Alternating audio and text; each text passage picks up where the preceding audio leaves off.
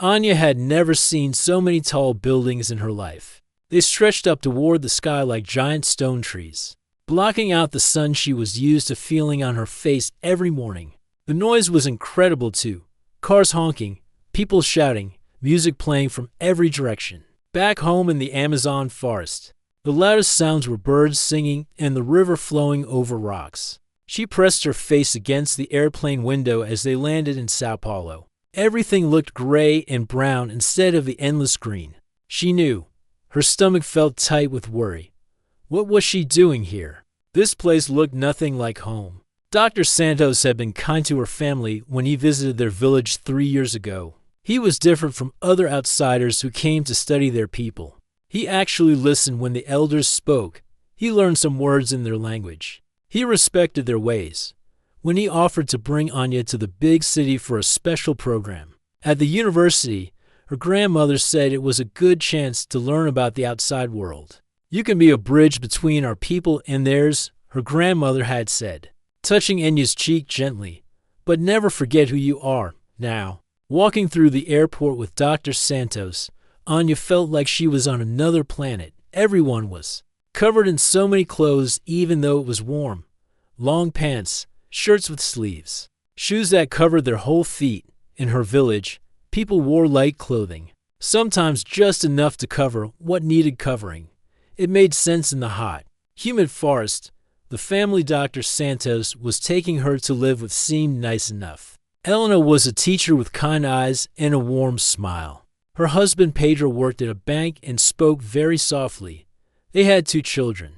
Rita was 16 and reminded Anya of her younger sister. Back home, always giggling and curious about everything. Their son Carlos was 14, quiet and shy, with thick glasses that made his eyes look big. Elena showed Anya to a small room that would be hers. It had more furniture than Anya's entire family home, a bed with soft white sheets, a wooden desk, a closet bigger than the storage space her whole village shared. There were so many things she didn't understand. Light switches, a mirror that covered half the wall, something called an air conditioner that made cold air come from the ceiling. This is all yours while you stay with us, Elena said, speaking slowly so Anya could understand the Portuguese. Please make yourself comfortable. Anya nodded and smiled, but inside she felt lost. How could anyone be comfortable in such a small, closed space at home? Her family's hut had walls made of palm leaves that let in fresh air and natural light. She could hear the forest animals and smell the flowers that grew wild everywhere. Here, everything smelled like cleaning products and car exhaust. The next morning, Elena asked Anya to help bring groceries up from the car. Anya was happy to help. In her village, everyone worked together. No one person did all the cooking or cleaning. They shared everything. She followed Elena down to the parking garage under the building. Even the parking area was enclosed, lit by bright white lights that hurt her eyes. Elena handed her to heavy bags full of food. Anya had never seen so much food for just one family. Back home, they caught fish from the river, gathered fruits from the trees, grew vegetables in small gardens. Everything was fresh and used right away. As they walked toward the elevator, Anya was looking around at all the cars. She had ridden in cars before, but never seen so many in one place. She wasn't paying attention to where she was walking. Carlos was coming round the corner, carrying his school books. He was looking down at his phone, not watching where he was going either. They crashed right into each other.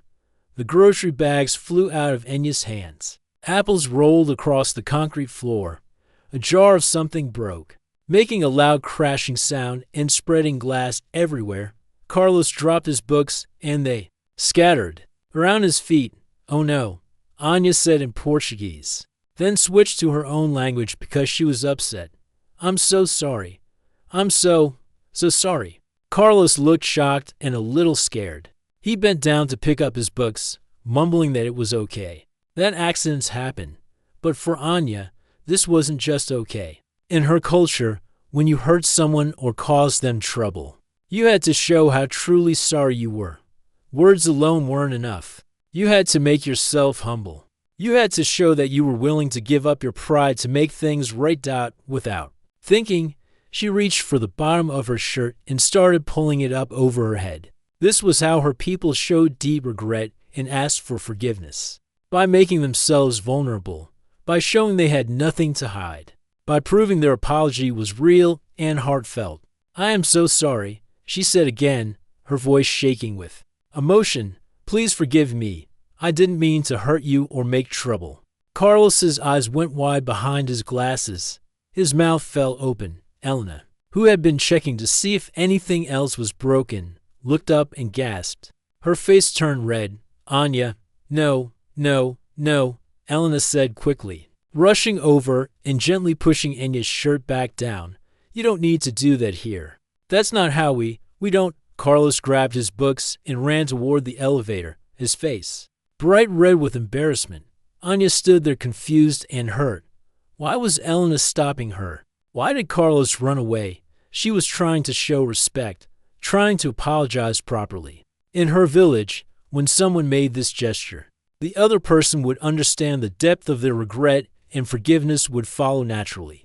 "I was saying sorry," Anya whispered, tears starting to form in her eyes.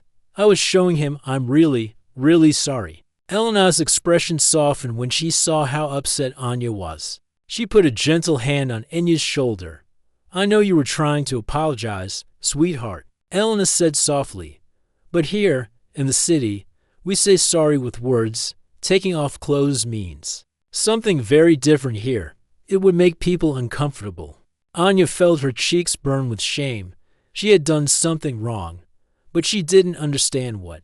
All she wanted was to show Carlos that she respected him and felt bad about the accident.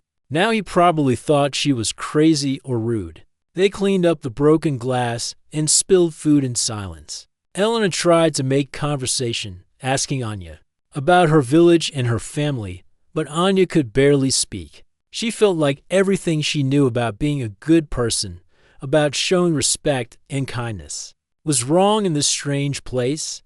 That evening at dinner, Carlos barely looked at her. Rita kept glancing between them like she knew something had happened but didn't know what. Pedro made polite conversation about the weather and asked Anya if she liked the food. Anya ate very little. The food was good, but her stomach felt twisted, up with worry and confusion. How many other things about her culture would be wrong here? How was she supposed to learn to fit in when her most basic instincts seemed to upset people?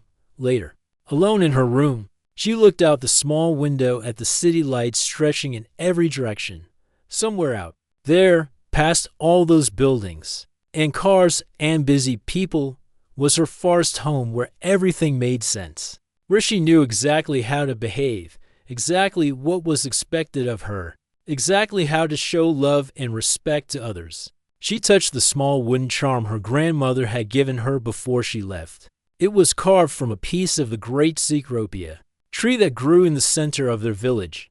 "Help me understand this place," she whispered to it, just like she used to whisper to the forest spirits when she was confused or scared as a child. Outside, the city hummed and buzzed with its endless activity. Tomorrow she would start classes at the university.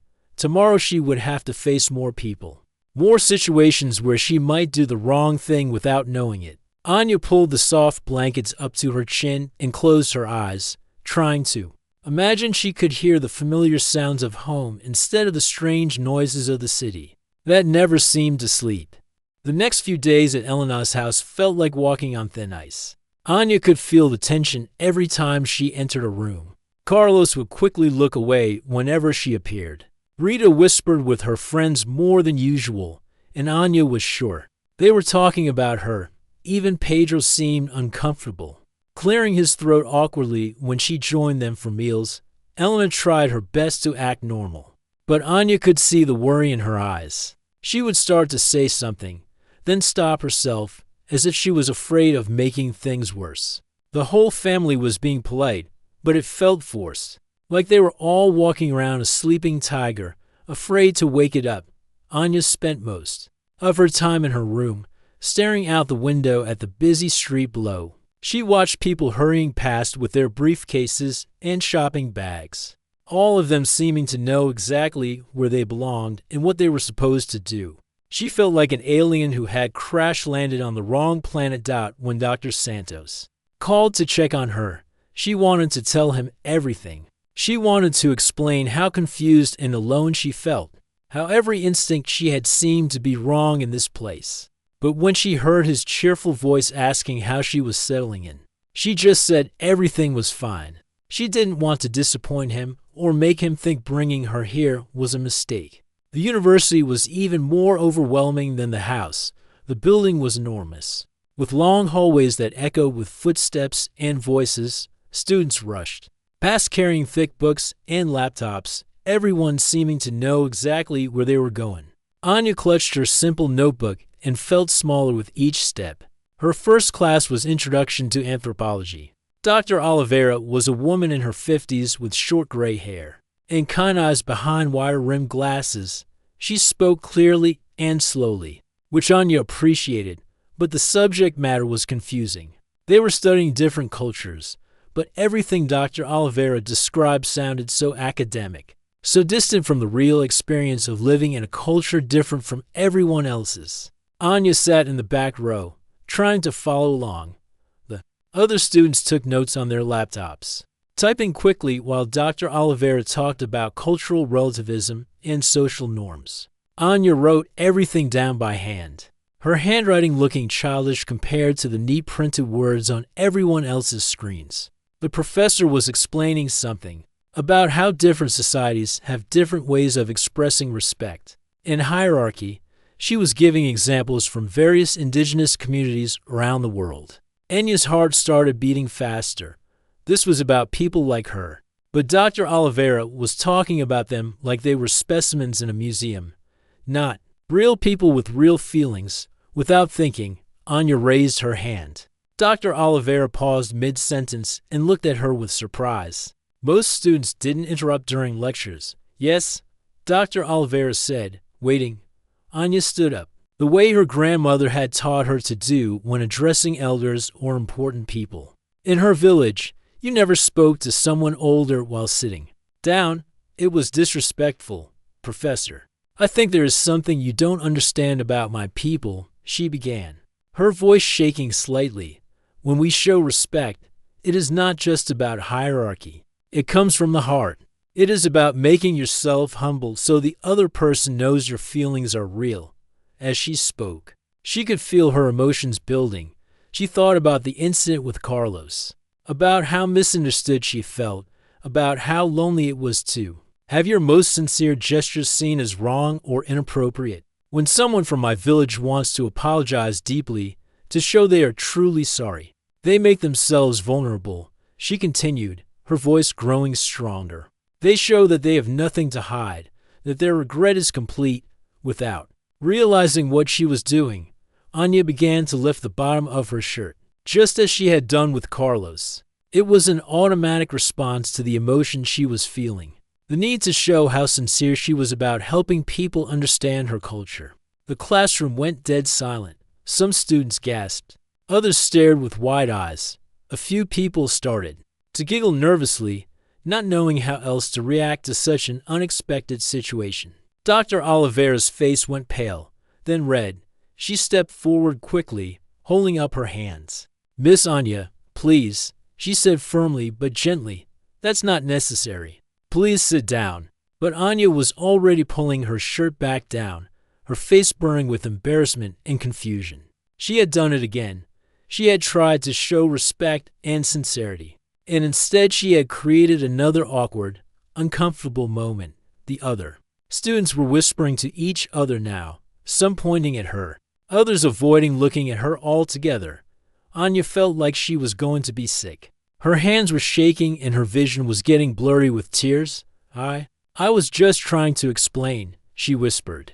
But her voice was so quiet that only the students in the front row could hear her. Dr. Oliveira looked concerned now, not angry. She could see that Anya was genuinely distressed, not trying to cause trouble or be inappropriate. Class, please take a 5-minute break, Dr. Oliveira announced.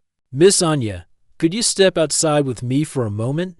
Anya grabbed her notebook and practically ran from the classroom, her face hot with shame.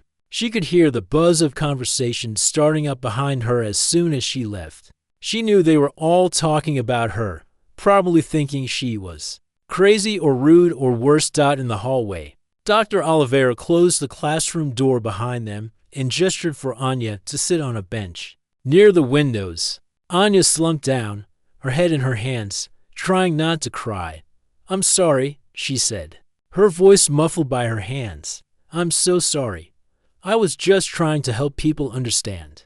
I didn't mean to do anything wrong." Dr. Oliveira sat down beside her, maintaining a respectful distance but close enough to speak quietly. "Can you help me understand what just happened in there?" she asked gently. "I can see that you're upset, and I don't think you meant to cause any disruption."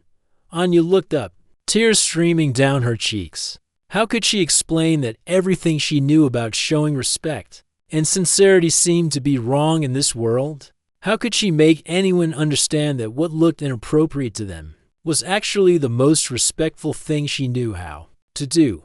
"In my village," she said slowly, "when you want to show someone that your apology is real, that you really mean what you say, you make yourself humble. You show that you trust them completely, that you have nothing to hide from them." She wiped her eyes with the back of her hand, feeling exhausted and defeated. "But here, everything I do is wrong.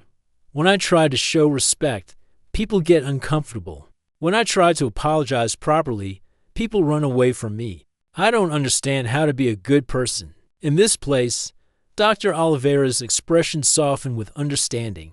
She had worked with indigenous communities before and was beginning to realize what was happening. "You're not doing anything wrong," she said quietly. "You're just doing things differently than people here expect. But that doesn't make you a bad person. It just means we need to help you understand how things work here, while also helping others understand your culture better." Anya looked at her with hope for the first time in days. Maybe there was someone who could help her make sense of this confusing world. But as they sat there in the quiet hallway, with the sounds of normal university life going on around them, Anya couldn't shake the feeling that she would never truly belong anywhere except back home in the forest, where her heart and her actions made perfect sense to everyone around her. Dr. Oliveira sat quietly with Anya for several minutes, letting her calm down before speaking again. The hallway was getting busier as students moved between classes, but the professor seemed in no hurry to get back to her lecture. "Anya," she said finally, "I want you to know that what you did in there wasn't wrong. It was just different, and different doesn't mean bad." Anya looked up, surprised. Everyone else had acted like she had done something terrible. "When I was younger, I spent 2 years living with the Kaipo people in the Amazon," Dr. Oliveira continued. "I had to learn their ways, just like you're learning ours now. I made so many mistakes. I accidentally insulted their chief. I broke their rules about food. I even wore the wrong colors during an important ceremony." Anya wiped her eyes, listening carefully. She had never heard anyone talk about making cultural mistakes before. "But, you know what I learned?" Dr. Oliveira smiled gently. "The best way to understand each other is to be patient and to ask questions, not to judge, but to learn." She paused, looking at Anya with genuine curiosity. "Can you tell me more about your village, about how your people show respect and make apologies?" For the first time since arriving in the city, Anya felt like someone actually wanted to understand her world instead of just telling her how to fit into theirs. She took a deep breath and began to speak. "In my village, when someone does something wrong, they have to show their heart is pure," she explained. "We believe that when you cover yourself with clothes and pride, you can hide your true feelings. But when you make yourself humble, when you show you have nothing to hide, then people know your apology comes from your soul." Dr. Oliveira nodded thoughtfully. "That's a beautiful way of thinking about forgiveness. It shows how much trust and vulnerability are valued in your culture."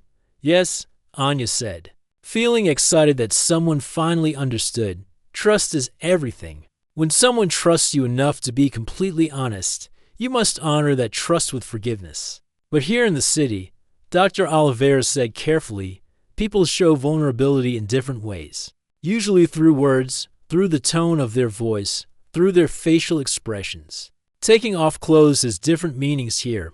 Anya felt confused again. What does it mean here?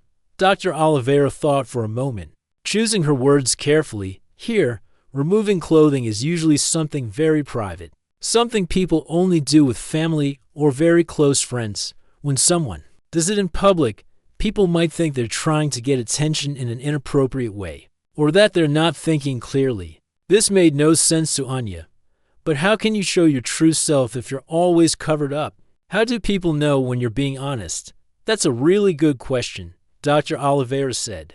And honestly, sometimes they don't, sometimes people here have trouble trusting each other because everyone is always so guarded. She stood up and gestured for Anya to walk with her. I want you to meet someone, she said. There's a graduate student named Sophia who might be able to help you better than I can. They walked across campus to a small building that housed the graduate student offices. Dr. Oliveira knocked on a door marked with several names, and a voice called out in Portuguese to come in. Sophia was a young woman, maybe 25, with long dark hair pulled back in a simple ponytail. She was sitting at a desk covered with books and papers, but she looked up with a warm smile when they entered. Dr. Oliveira, what brings you here? Sophia, I'd like you to meet Anya. She's new to the city, from an indigenous community in the Amazon. I thought you two might have some things in common. Sophia's eyes lit up with understanding. She stood and extended her hand to Anya in greeting. I'm so happy to meet you, she said. I'm from a small village too, way up in the mountains. Not indigenous, but very traditional, very different from here. Anya shook her hand shyly, but she felt something familiar in Sophia's manner. There was a warmth there, a directness that reminded her of people from home. Dr. Oliveira explained briefly what had been happening, being careful not to embarrass Anya further. Sophia listened with a knowing expression. Oh, I remember my first months here, Sophia said, laughing. I made so many mistakes. I tried to hug everyone I met because that's how we greet people in my village. I brought food to share with the whole class on my first day because that's what you do. When you join a new group, people thought I was so strange. Anya felt a spark of hope. Here was someone who understood what it felt like to be out of place. How did you learn? Anya asked. How did you figure out how to fit in? Well, Sophia said, settling back in her chair. First, I had to understand that fitting in doesn't mean forgetting who you are. It means finding ways to be yourself that other people can understand. She gestured to a photo on her desk showing a group of people in traditional mountain clothing. I still go home for every festival. I still make my grandmother's recipes. I still believe in taking care of each other the way my village taught me, but I learned new ways to show those same values. Dr. Oliveira smiled. I'll leave you to talk. Sophia, would you mind helping Anya understand some of our social customs? And Anya, don't worry about the class today. We'll work something out after the professor left. Sophia pulled up a chair for Anya. Tell me about your village, she said. What's it like there? For the next hour, Anya found herself talking more than she had since arriving in the city. She told Sophia about the great trees, about fishing in the river with her father, about the ceremonies where the whole community would gather to solve problems together. She explained about their way of apologizing, about showing trust and vulnerability. Sophia listened without judgment, asking questions that showed she was really trying to understand. That's beautiful, she said when Anya finished. Your people have found a way to make forgiveness real and meaningful. Here, people say sorry so quickly that sometimes it doesn't mean anything at all. Then how do you know when someone really means it? Anya asked. You have to listen to their voice, watch their eyes, see if their actions match their words over time. Sophia explained. It's more complicated, and honestly, not always as honest as your way. Sophia stood up and moved to a whiteboard on the wall. But let me show you some things that might help you while you're here, she said. Picking up a marker. In the city, when you want to show you're really sorry, there are other ways to show humility and sincerity. She drew simple stick figures. On the board, showing different postures and gestures, you can lower your head, like this. It shows respect. You can put your hand over your heart when you speak, like this. It shows your feelings are sincere. You can speak more quietly and slowly, which shows you're being thoughtful about your words. Anya watched carefully, trying to memorize each gesture, and Sophia continued. The most important thing is to look directly at the person when you apologize. Eye contact here means you're being honest and brave enough to face the consequences of what you did. But what if I still feel like words aren't enough? Anya asked. What if I want to show more than just sorry? Sophia thought for a moment.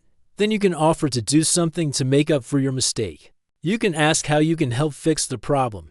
You can show through your actions over time that you've learned from what happened. As they talked, Anya began to see that maybe there were ways to bridge her world and this new one. Maybe she didn't have to choose between being true to herself and being understood by others. Sophia, she said finally, will you help me practice? I want to learn how to apologize in a way that people here will understand. But that still feels real to me. Sophia smiled widely. Of course, we'll practice until you feel confident. And who knows? Maybe you can teach some people here about your way too. Maybe they need to learn about real vulnerability and trust. For the first time since arriving in the city, Anya felt like she wasn't completely alone. She had found someone who understood what it meant to live between two worlds, and maybe, just maybe, that was the beginning of finding her place in this strange new life. Over the next few weeks, Anya's life began to change in small but important ways. Every Tuesday and Thursday, she would meet Sophia at the university cafe for what they called their culture lessons. Sophia was patient and kind, never making Anya feel stupid for not understanding something that seemed obvious to everyone else. They started with simple things: how to greet professors without standing up, how to say sorry for small mistakes like bumping into someone or arriving late, how to join conversations without interrupting. Sophia would act out different scenarios, and Anya would practice until the new gestures felt more natural. Remember, Sophia would say, it's not about becoming a different person. It's about learning a new language, body language, social language. You're still you on the inside. The first time Anya successfully apologized to a classmate for accidentally taking their pen, she felt a small surge of pride. She had kept her eyes focused on the person's face, spoken quietly and clearly, and even offered to buy them a new pen to replace it. The classmate had smiled and said it was no big deal, but Anya could see in their expression that they understood she was genuinely sorry. At Elena's house, things were slowly getting better too. Elena had talked privately with Carlos and Rita, explaining a little about Anya's background without going into embarrassing details. Carlos stopped avoiding her completely. Though he was still shy and nervous around her, Rita, on the other hand, became curious about Anya's life back home. What's it like living in the forest? Rita asked one evening while they were helping Elena prepare dinner. Do you have animals as pets? Do you climb trees? Is it scary at night? Anya found herself laughing at Rita's eager questions. We don't really have pets the way you do here, she explained, chopping vegetables the way her mother had taught her. But there are animals everywhere, colorful birds, monkeys, butterflies bigger than your hand. And climbing trees isn't scary when you've been doing it since you were little. I wish I could climb trees, Rita said wistfully. Mama says it's too dangerous in the city. Maybe someday you can visit my village, Anya said. I could teach you. Elena smiled as she listened to them talk. Having Rita ask questions seemed to make everyone more comfortable. It was easier to see Anya as an interesting person with stories to share rather than someone who did confusing things. At the university, Anya was making real progress in her classes. Dr. Oliveira had been especially helpful, sometimes staying after class to explain concepts that were difficult for Anya to grasp. The other students were getting used to her too. A few of them had even started sitting near her, asking questions about her village and her life in the Amazon. One day, a classmate named Lucas asked if she would help him with a project about indigenous communities. I want to make sure I get things right, he said. I don't want to write about your people like they're characters in a story. I want to show that they're real people with real wisdom. Anya was touched by his respectfulness. She agreed to help and soon found herself explaining not just facts about her culture, but the feelings and meanings behind their traditions. It felt good to share her knowledge instead of always being the one who needed to learn. But despite these improvements, Anya still had difficult days. There were times when the homesickness hit her like a physical pain. She would wake up expecting to hear birds singing and instead hear car horns honking. She would reach for fruit from a tree that wasn't there or turn to speak to her grandmother, who was thousands of miles away. One particularly hard day, everything seemed to go wrong at once. She got lost trying to find a new classroom and arrived 20 minutes late to an important lecture. During lunch, she accidentally spilled juice on another student's expensive laptop. Later, she misunderstood an assignment and realized she had spent hours working on the wrong thing. By evening, she felt completely defeated. When Sophia called to check on her, Anya couldn't hold back her tears. "I don't think I can do this," she sobbed into the phone. "Every time I think I'm getting better, something else goes wrong. I feel like I'm losing myself trying to be someone I'm not." Sophia listened patiently to everything that had happened. "Anya," she said gently, "do you remember the first time you learned to fish?" "What?" Anya was confused by the sudden change of topic. "Fishing. Do you remember learning how to catch fish in your river?" "Yes, but what does that have to do with anything? Tell me about it. What was it like the first time?" Anya wiped her eyes. Thinking back, I was maybe 6 years old. My father took me to the river early in the morning. I was so excited, but I was terrible at it. I splashed too much. I held the spear wrong. I scared all the fish away. I got frustrated and started crying, just like now. And then what happened? My father sat with me on the riverbank. He told me that every expert fisherman was once a beginner who wanted to give up. He said the river would teach me if I was patient enough to listen. And did it? Anya smiled slightly through her tears. "Yes, it took months, but eventually I became one of the best fishers in our village. But I had to fail many times first." "That's exactly what's happening now," Sophia said. "You're learning to fish in a new river.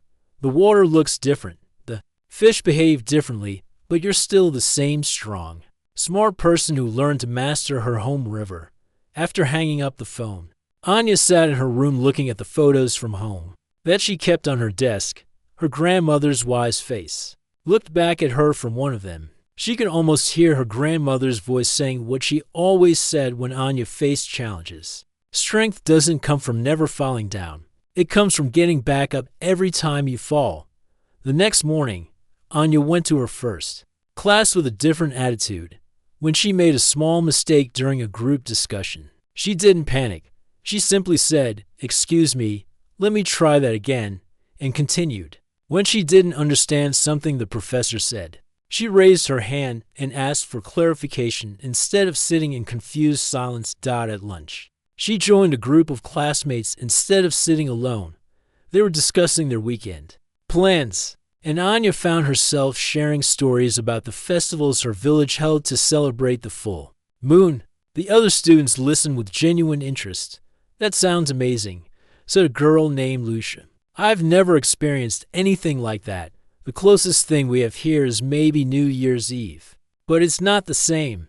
It's not about community. The way you describe, maybe that's something this city could learn from your people," suggested another student. "How to celebrate together instead of everyone doing their own thing." Walking home that day, Anya realized something important had shifted. She wasn't just trying to fit into the city anymore. She was beginning to see ways that her village wisdom could enrich this new world too. She was starting to understand that adaptation didn't mean erasing who she was. It meant finding ways to be herself that others could appreciate and learn from. That evening, she called Dr. Santos to give him a real update on how she was doing. "I'm learning," she told him honestly. "Some days are still hard, but I'm starting to see how I can be a bridge between our world and theirs. Just like grandmother said." "I'm proud of you," Dr. Santos replied. "Change is never easy, but you're handling it with wisdom and grace." As Anya got ready for bed that night, she felt something she hadn't felt since arriving in the city. Hope for tomorrow. She was still Homesick, still learning, still making mistakes. But now she knew that was okay. She was growing, adapting, and slowly finding her place in both worlds. 3 months into her stay, Anya looked in the mirror and saw someone she almost didn't recognize. Not because she looked different, but because of the confidence in her eyes. She had learned to walk through the city with her head up, no longer feeling like every step was a mistake waiting to happen. The biggest change came when Dr. Oliveira asked her to give a presentation to the anthropology class about her culture. At first, Anya felt terrified. These were the same students who had seen her misunderstanding about apologies. What if they judged her? What if they didn't take her seriously? But Sophia encouraged her. "This is your chance to show them who you really are," she said. Not the confused girl who made mistakes, but the wise woman who carries centuries of knowledge. Anya spent weeks preparing her presentation. She didn't just want to share facts about her village. She wanted to help people understand the heart of her culture, the reasons behind their traditions. She practiced with Sophia, making sure her Portuguese was clear and her explanations made sense to people who had never lived. In the forest, the day of the presentation arrived. Anya wore a simple dress that Elena had helped her choose. But she also wore the wooden necklace her grandmother had given her. It felt like carrying a piece of home with her to the front of the classroom. "Today I want to tell you about my people," she began, her voice steady. "But not just facts from a textbook. I want to share our heart." She started with stories. She told them about mornings in the village when everyone would wake up to the sound of howler, monkeys calling across the river. She described the way children learned by watching and helping, not by sitting in classrooms. She explained how decisions were made by the whole community, with everyone's voice heard and respected. When she got to the part about apologies and forgiveness, the classroom was completely quiet. She could see some students leaning forward, genuinely interested. "In my culture, when someone hurts another person, we believe that saying sorry with just words is not enough," she explained. "We have to show our heart. We have to make ourselves humble so the other person knows our feelings are real." She paused, looking around the room. These were the same faces that had stared at her in shock 3 months ago. "I know that when I first came here, my way of apologizing confused and upset people. But I want you to understand that it came from love, not disrespect. In my village, when someone trusts you enough to show their true self, it means they value you very much." A student raised her hand. "But how do you know the difference between someone being sincere and someone just following tradition?" Anya smiled. "That's a good question. In our community, we watch people's actions over time. If someone apologizes in our way but then keeps making the same mistakes, we know their heart wasn't really in it. The gesture is just the beginning. The real apology happens in how you live afterward." Another student asked, "Do you think there are things our culture could learn from yours?" "Yes," Anya said confidently. "I think sometimes here, people say sorry so quickly that it loses meaning. They don't take time to really think about how their actions affected others. In my village, apologizing is a serious thing. It requires courage and honesty." She went on to explain other aspects of her culture. How they shared resources so nobody went hungry. How they made decisions by listening to everyone, especially the elders who had wisdom from experience. How they celebrated together and mourned together, never leaving anyone to face life alone. When she finished her presentation, something unexpected happened. The students started applauding.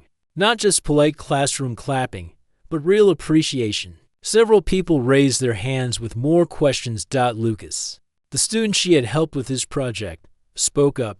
"Anya, thank you for sharing this with us.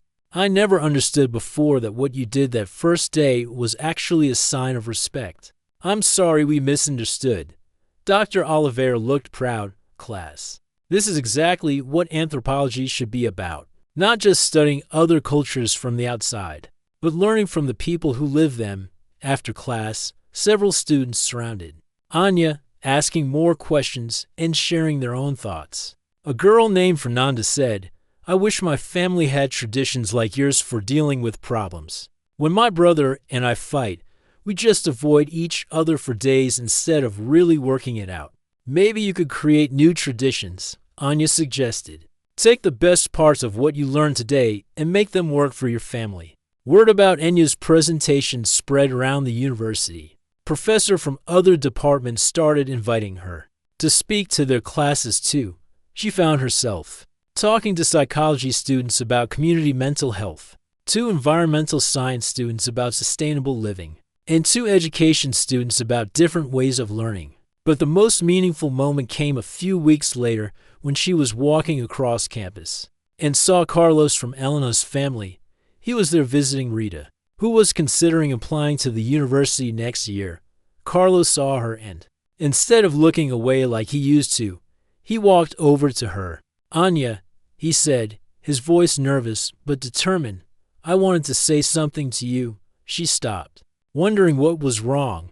"I'm sorry," he continued, "for how I acted when you first came to our house. Rita told me about your presentation, about why you did what you did that day. I feel bad that I made you feel unwelcome." Anya felt her heart warm. This was exactly the kind of real apology her culture valued. Carlos was taking time to understand and make things right. "Thank you, Carlos," she said. "That means a lot to me. And I'm sorry, too, for confusing you. I was trying to show respect, but I didn't know how to do it in a way you would understand." He smiled, looking relieved. "Maybe you could teach me sometime about your culture. I mean, it sounds really interesting." "I would love that," Anya replied as her exchange program neared its end. Anya found herself torn between 2 worlds in a new way. She missed her family and her village terribly, but she had also grown to love parts of city life. She had friends here now, people who valued her perspective and wanted to learn from her. Sophia helped her think through her feelings. "You don't have to choose," she said. "You can be someone who belongs to both worlds." Dr. Santos visited during her last week, wanting to hear about her experiences. They sat in the university cafe, where she had spent so many hours with Sophia, and Anya told him everything. "I'm not the same person who arrived here 6 months ago," she said. "I understand now what grandmother meant about being a bridge. It's not just about bringing our ways to their world. It's about learning from each other."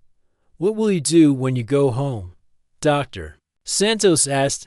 "I want to start a program," Anya said, her eyes bright with excitement. "Young people from our village could come here for a few months, and students from the city could come to us. Both sides would learn. Both sides would grow." On her last day, Elena's family threw a small goodbye party for her. Even Carlos participated, asking questions about her village and promising to write to her. Rita made her promise to send photos of the forest animals. "You've changed our family," Elena told her. "You've taught us that different doesn't mean wrong. It just means there's more than one way to see the world." At the airport, saying goodbye to Sophia was the hardest part. They had become real friends, sisters in a way that went beyond culture or background. "Don't forget what you learned here," Sophia said, hugging her tight. "But more importantly, don't let them forget what you taught them." As the plane lifted off, Anya looked down at the sprawling city that had once seemed so frightening and foreign. Now she could see its beauty alongside its chaos. She understood its rhythms and its people. She belonged there in her own way, but her heart was pulling her home to the forest, to her family, to the village that had shaped her into the strong woman she had become.